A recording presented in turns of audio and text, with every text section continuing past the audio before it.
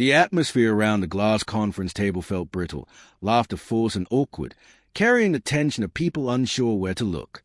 A few couldn't tear their eyes away. Others avoided making any contact at all. She was the last to arrive, my wife's sister, the CEO, walking in with a thin box wrapped in matte black paper.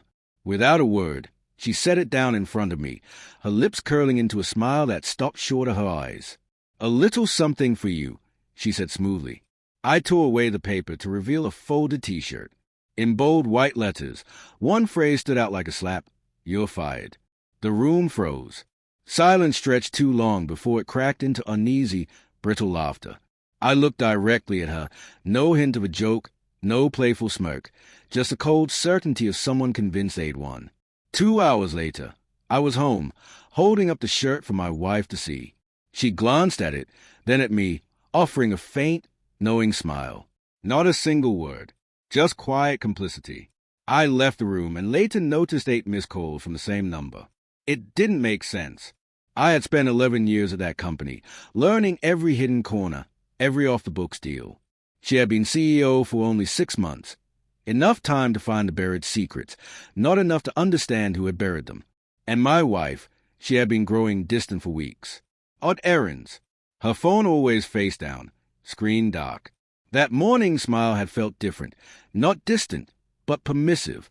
I began paying attention.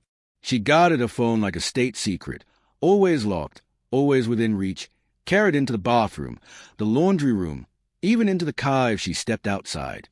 Next, I checked our accounts.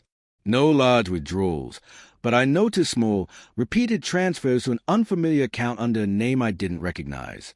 Her late nights, supposedly spent visiting her mother, didn't line up. A quick call confirmed her mother had been alone those nights. Following the money led me offshore, through layered accounts.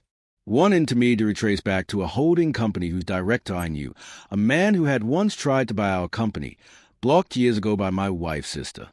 My wife knew him well. Very well. By the 4th night, I had my confirmation. A tracker hidden in her car showed every motherly visit ended at the same hotel, the same room. I didn't confront her. I needed proof she couldn't twist or deny. That proof came sooner than expected, an email forwarded from her phone while she was distracted. Attached was a contract bearing her signature alongside her sister's. They had finalized the sale of my shares without my consent, using forged paperwork disguised as a dormant merger clause I had dismissed years ago. The buyer was the same man from the hotel. It was calculated, cruel, and designed to gut both my dignity and my ownership. I printed a single copy. That evening, she breezed into the kitchen, humming. I slid the folder across the counter. Her eyes caught on the signatures, freezing mid-motion. "You," she started, her voice hitching. I said nothing. She stared at me as though the floor had shifted beneath her. The next morning, I walked into her sister's office. The T-shirt was still folded on her desk, message facing up. This was a mistake. I told her. Her smirk came instantly. "Do you think so?" I pushed the USB drive toward her.